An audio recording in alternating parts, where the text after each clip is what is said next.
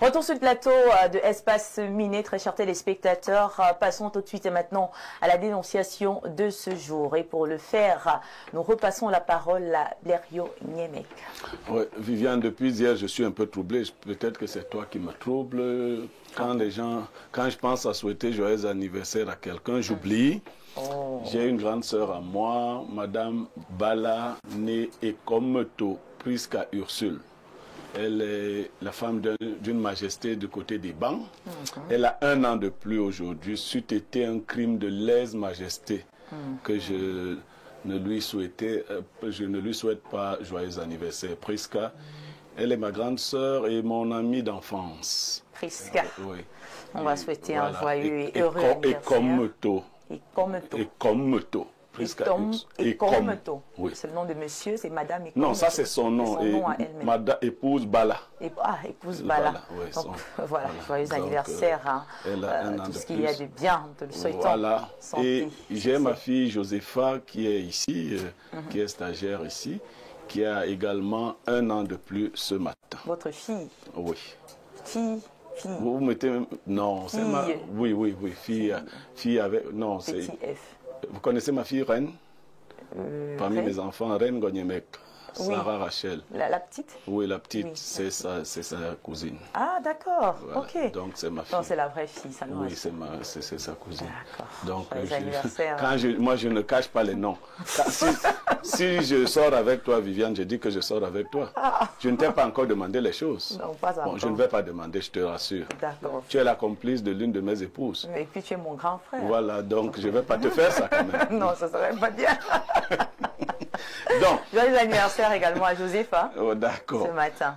Alors, la dénonciation de ce jour, elle est faite par un patron d'entreprise. Le patron d'entreprise a fait confiance à son comptable. Il n'a pas encore voulu qu'on révèle le nom. Mais le comptable, c'est lui qui devait déclarer à la fois les impôts, qui devait payer la CNPS et tout le reste, comme ça se fait au Cameroun. Le patron a toujours eu des documents. On ne sait pas comment le comptable les a obtenus. Mais il découvre à son corps défendant, il y a quelque temps, que le monsieur fabriquait tous ces documents. Il n'a jamais rien payé depuis au moins 4 ans. Oh là là. Voilà. Donc, c'est une action judiciaire qu'il a entreprise, mais en même temps, il a voulu attirer, en dénonçant, l'attention des autres chefs d'entreprise qui très souvent font totalement confiance à ceux qui sont chargés de gérer les finances en entreprise. Moi-même, quand il me l'a dit, je me suis dit, bon, les experts sont là, ils vont nous dire comment il a réussi à fabriquer les documents d'impôts. Pendant 4 ans en plus. Qu'est-ce qu'il a fait? Mais il n'a rien, alors, mais rien déclaré. Alors, le monsieur est un peu embarrassé parce que chaque fois que les impôts sont arrivés, son comptable a géré, c'est lui qui... Enfin, lui n'a jamais été interpellé d'une manière ou d'une autre par cet aspect-là. Aujourd'hui, il découvre que ni la CNPS, ni les impôts, rien n'a été payé depuis près de 4 ans. Ça, c'est un gros problème, hein, parce que, il faut le dire, toute entreprise devrait avoir des papiers parlant justement d'impôts. Donc, je récapitule, on a donc là un patron qui a fait confiance aveuglement, on va le dire ainsi, à son comptable et à qui il a toujours confié plusieurs missions, parmi lesquelles justement déclaration des impôts, les papiers de la CNPS et tout, et qui se rend compte 4 ans après qu'aucun papier n'est réel, que rien n'a été fait. C'est un abus de confiance.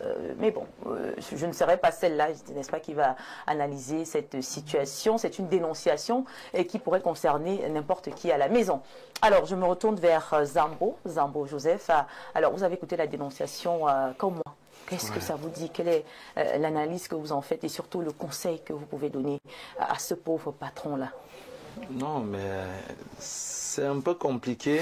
Si on essaye de répondre objectivement, on risquerait de donner du tort aux chefs d'entreprise, mais en réalité, non. Parce que le secteur de la comptabilité est un secteur non seulement qui soit délicat, mais aussi très, très technique. Ce n'est pas un secteur que tout le monde pourrait comprendre le fonctionnement, même si on te remet des documents, qu'ils soient authentiques ou pas, tu te bases sur quoi? Sur un gros tableau Excel avec de multiples pages et tout, des formules compliquées et tout. Donc, du coup, c'est possible que ça arrive à plusieurs personnes. Mais sachant déjà que c'est arrivé à ce monsieur et à d'autres personnes, je pense quand même que c'est pour ça qu'on fait souvent des sortes d'audits, ou c'est pour ça que de temps en temps, parfois, il arrive qu'on fasse venir d'autres experts sur les plateaux, dans des entreprises pour essayer de vérifier ce nombre de choses en entreprise. C'est quand même un peu difficile que pendant 4 ans, on a une personne qui est en poste de responsabilité et qu'on n'ait pas un jour à faire venir une contre-expertise pour vérifier 2, 3, 4 choses, certains documents et tout. Je crois que c'est un peu ça, un peu la petite erreur du monsieur. Il a un peu trop fait confiance. Ouais. Donc vous pensez que chaque patron devrait maîtriser un tout petit peu le secteur dans lequel il s'engage? Bon, non, on ne peut pas tout maîtriser. Ça, c'est impossible. Il ne faut pas qu'on se mente. L'entreprise a énormément de départements relativement à sa grosseur. Et c'est impossible qu'on maîtrise tous les grands secteurs ou tous les grands pôles. Toute personne a au moins un secteur sur lequel elle est classée, mais on ne peut pas maîtriser la comptabilité, la ressource humaine, l'administration. On ne peut pas, tout le monde déjà être propriétaire d'une entreprise n'est pas une fonction. Mais relativement à ce que tu sais faire, tu auras une fonction, peut-être un directeur général ou ceci, mais il faut bien maintenant employer d'autres professionnels ou d'autres experts pour d'autres pôles. C'est tout ça ensemble qui va faire avancer. Et c'est quoi le conseil que vous donnez aux patrons ce matin? Il faut au moins que tous les ans, qu'on puisse faire venir une contre-expertise qui arrive à l'entreprise et qui essaye de vérifier la bonne santé de l'entreprise. Très bien, merci beaucoup.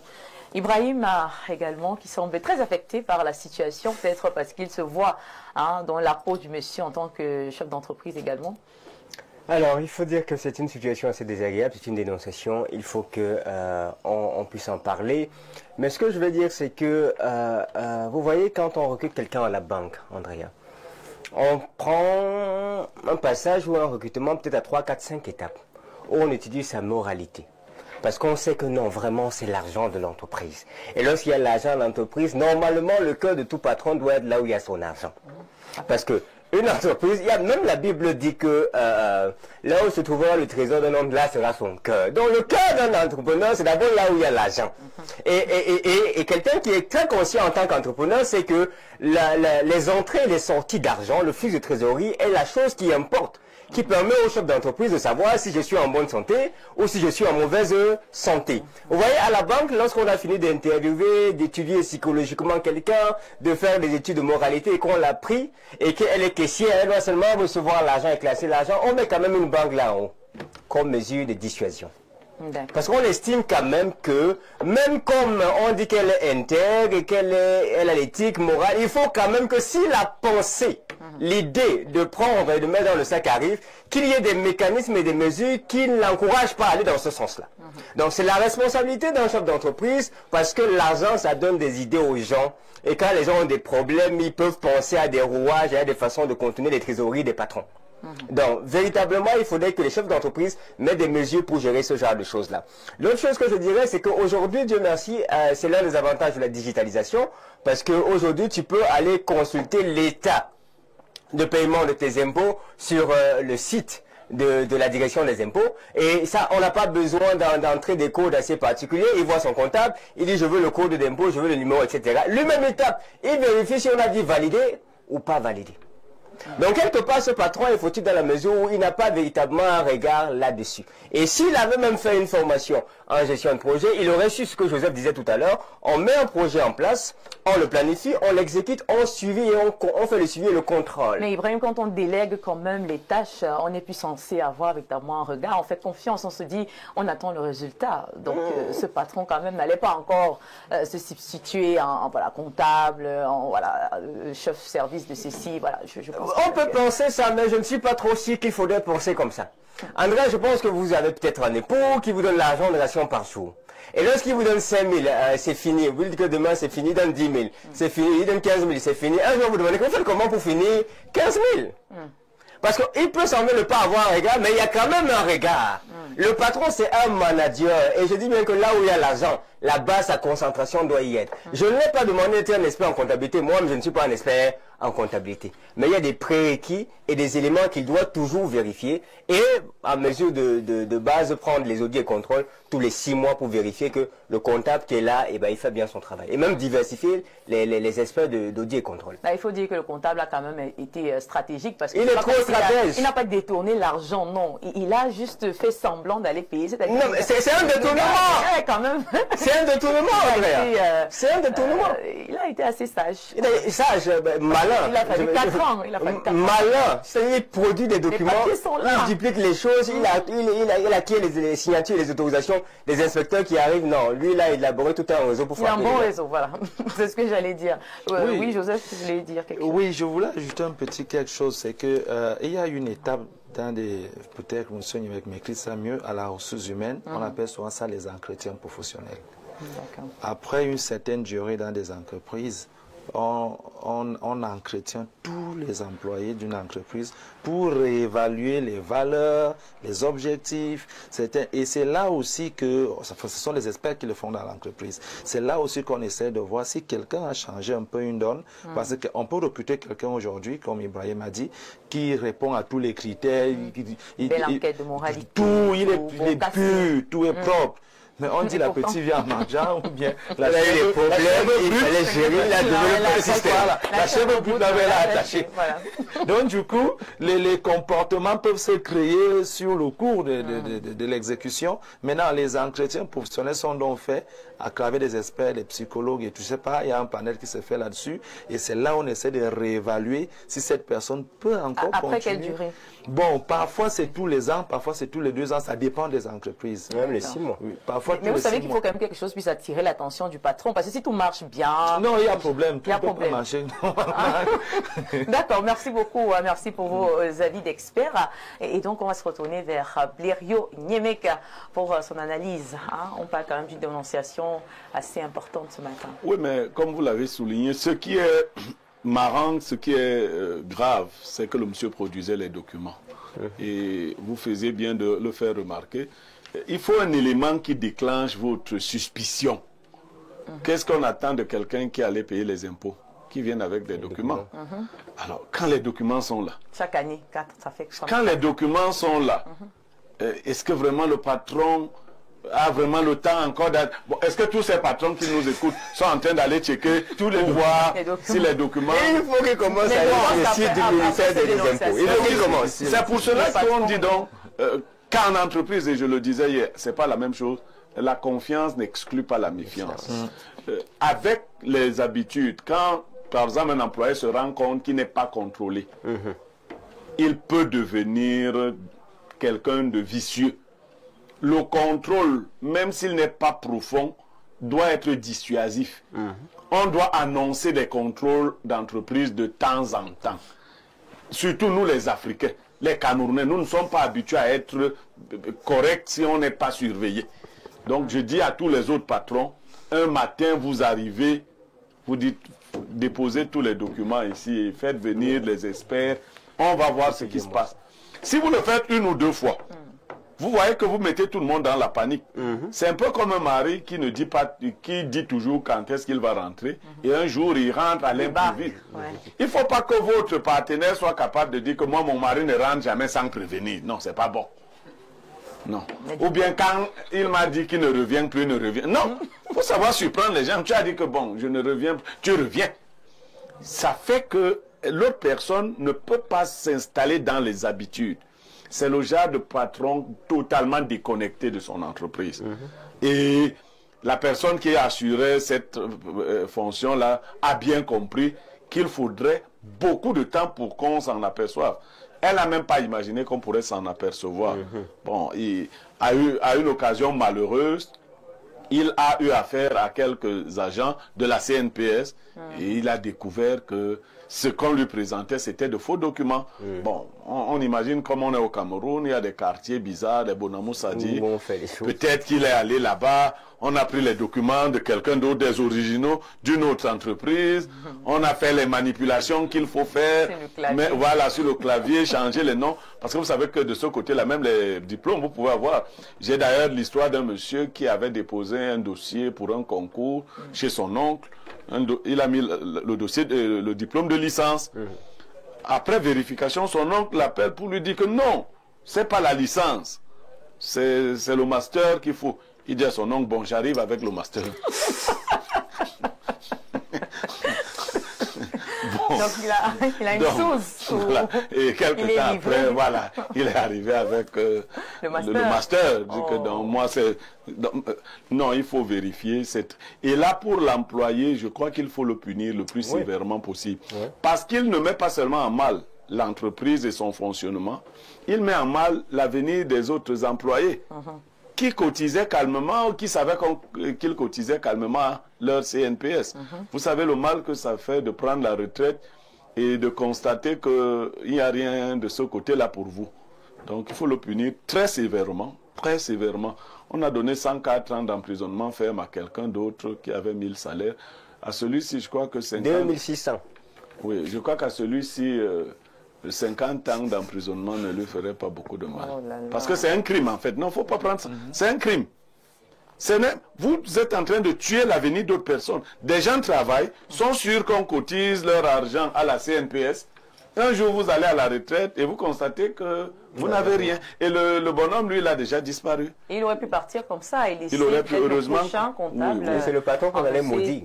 Voilà, et voilà un autre aspect. Le prochain comptable aurait hérité d'une situation difficile. Voilà, sa responsabilité. Donc, je pense que c'est également l'occasion d'attirer l'attention des patrons, des chefs d'entreprise, voilà, sur ce petit narcissisme qu'il y a souvent, parce que très souvent on se dit, bon, on est patron, on a recruté les bonnes personnes là où il faut, on n'a plus vraiment besoin, n'est-ce pas, de contrôler, d'être derrière avec nos fouets. Parce que vous êtes censé être expert, vous êtes censé être de maîtriser ce que vous faites. Bon, maintenant, c'est aussi ça. Parce que je pense que là, ça remet justement en question, voilà, ces patrons-là qui peut-être ne font pas dans ce qu'ils maîtrisent véritablement. Parce que voilà, si moi je suis patron de mon entreprise et que à la base peut-être j'ai fait des études en comptabilité, je saurais exactement à quel niveau on peut facilement me duper et voilà, je mettrais davantage un œil. J'ouvrirais grandement les yeux, surtout comme vous l'avez dit, c'est le cœur. Donc voilà, donc on va sortir voilà. Avec, oui, mais en tout cas, je crois que c'est compliqué de dire ça comme ça, parce que je répète encore, il y a tellement de pôles dans une entreprise et une arnaque peut se produire dans n'importe lequel des pôles. Donc vous ne pouvez pas avoir une maîtrise complète de tous les services d'une entreprise, sauf les petites entreprises ou les entreprises unipersonnelles. Mais pour certaines entreprises de cette envergure-là, déjà, au Cameroun, rarement les entreprises dépassent une année. Mais si celle-là a fait 4 ans, ça signifie que c'est une bonne entreprise et qu'elle est sérieuse et qu'elle fait sûrement ancrer des revenus. Et enfin, on ne peut pas dire à un chef d'entreprise de tout maîtriser, mais de maîtriser le minimum. Voilà. Parce qu'après, il aurait jeté un coup de main sur les papiers. Si je ne sais pas comment le papier, où il y a le... On peut aller sur le site. On peut même vous en fournir des tonnes de documents, comme M. Emeka dit. Vous ne pouvez, même en lisant, c'est en français, vous lisez vous ne comprenez rien. Vous ne comprenez rien. Donc, et puis, c'est pas... Il y a des choses que rarement on va penser en priorité d'aller vérifier. Je n'ai pas encore contrôlé le solde de l'entreprise. On a dit qu'on a fait entrer 5 millions. Est-ce qu'il y a 5 millions? Mais j'aurais du mal à aller regarder les minimums qu'on doit mettre à la CNPS. C'est compliqué, c'est les petites, donc la personne jouait sur des failles, quoi. Il était quand même trop fort. Oui, on appelle ça les angles morts. Les angles morts. En tout cas, voilà, merci beaucoup. On a pu avoir les avis des experts sur notre plateau de notre consultant permanent. Mesdames, Messieurs, on va prendre cette fois-ci la page publicitaire et on se dit à tout de suite pour la suite.